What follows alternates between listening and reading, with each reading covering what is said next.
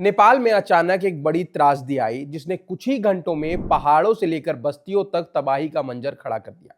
तिब्बत की सीमा से सटे रसुआ जिले से शुरू हुई बाढ़ पहले भोटोकोसी नदी से तेजी से नीचे की ओर बढ़ी। गांव, सड़कें, पुल और पनबिजली प्रोजेक्ट तक सब इसकी चपेट में आ गए और देखते ही देखते सब कुछ अचानक आए बाढ़ में बह गया। इस घटना में अब तक नेपाल में 157 लोगों की मौत की पुष्टि हुई है, जबकि चीन के तिब्बत में भी अभी तक 3 लोगों के मारे जाने की बात सामने आई है। नेपाल के रसुआ जिले से शुरू हुई यह तबाही पहले भोटोकोसी नदी के रास्ते आगे बढ़ी, फिर त्रिशूली नदी में मिलकर कई जिलों तक फैल गई और अब तक इसमें 750 से अधिक लोग लापता हो चुके हैं, जिनमें 130 से ज्यादा भारतीय नागरिक शामिल हैं, जिनमें कई लोग कैलाश मानसरोवर यात्रा के लिए नेपाल के रास्ते तिब्बत जा रहे थे। लेकिन इन सबके बीच सवाल यह है कि आखिर हिमालय की ऊंचाइयों से इतना बड़ा जन सैलाब आया कैसे? क्या सिर्फ बारिश इसकी वजह थी या इसके पीछे कोई बड़ा प्राकृतिक बदलाव छिपा है? तो इसमें कई सारे अलग अलग जवाब हैं। काठमांडू यूनिवर्सिटी के जलवायु शोधकर्ता प्रोफेसर रिजान भगत कायस्थ ने काठमांडू पोस्ट को बताया कि शुरुआती आकलन से पता चलता है कि बर्फ का एक बड़ा हिमस्खलन लहंदे नदी में गिरा और उसी ने नदी का रास्ता रोके रखा था। इसके बाद इससे पीछे बड़ी मात्रा में पानी जमा होता गया और बाद में जब ये प्राकृतिक बांध अचानक से टूट गया और जमा पानी नीचे की तरफ आया, तो इससे ही यही पानी भोटोकोसी नदी में पहुंचा और देखते ही देखते एक विनाशकारी बाढ़ में बदल गया।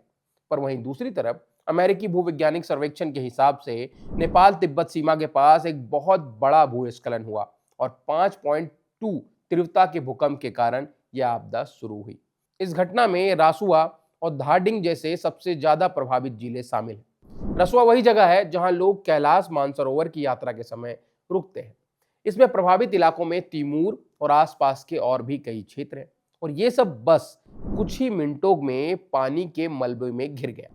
कई गाड़ियां बह गई, पुल टूट गए, सड़कें गायब हो गई। इन सब के बीच ये सवाल आया कि क्या ऐसा पहले भी हुआ है? तो इसका जवाब है हाँ। 8 जुलाई 2025 को इसी भोटोकोसी नदी में अचानक बाढ़ आई थी।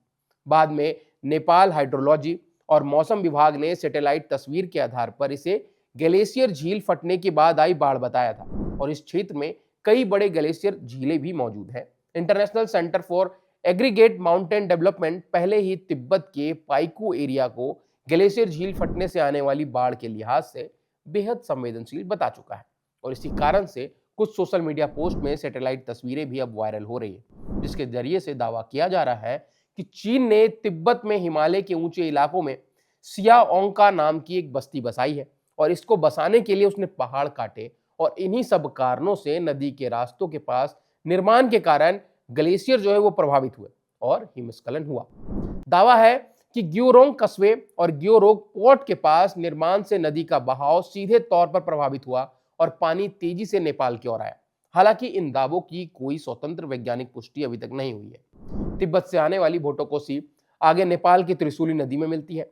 त्रिशूली आगे जाकर नारायणी नदी का हिस्सा बनती है और यही नदी भारत में प्रवेश करने के बाद गंडक कहलाती है। यानी नेपाल में आया अतिरिक्त पानी अंत में बिहार के गंडक नदी में पहुंच सकता है। इसी कारण पश्चिम बंगाल के बगहा और वाल्मीकि नगर बैराज के आसपास विशेष निगरानी की जा रही है। बैराज के गेट, बांध और जल प्रवाह की लगातार निगरानी हो रही है और अभी तक की स्थिति यह है कि करीब 1 लाख क्यूसेक पानी डिस्चार्ज होता है, पर शाम तक लगभग 4 लाख क्यूसेक से अधिक पानी पहुंचने की संभावना बताई जा रही है। अब आपको ये वीडियो कैसा लगा है कमेंट करके हमें जरूर बताइए और अगर ये पसंद आया है तो इसको लाइक करें और ऐसे ही वीडियोस के लिए सब्सक्राइब करें बजरबट्टू दुनिया को।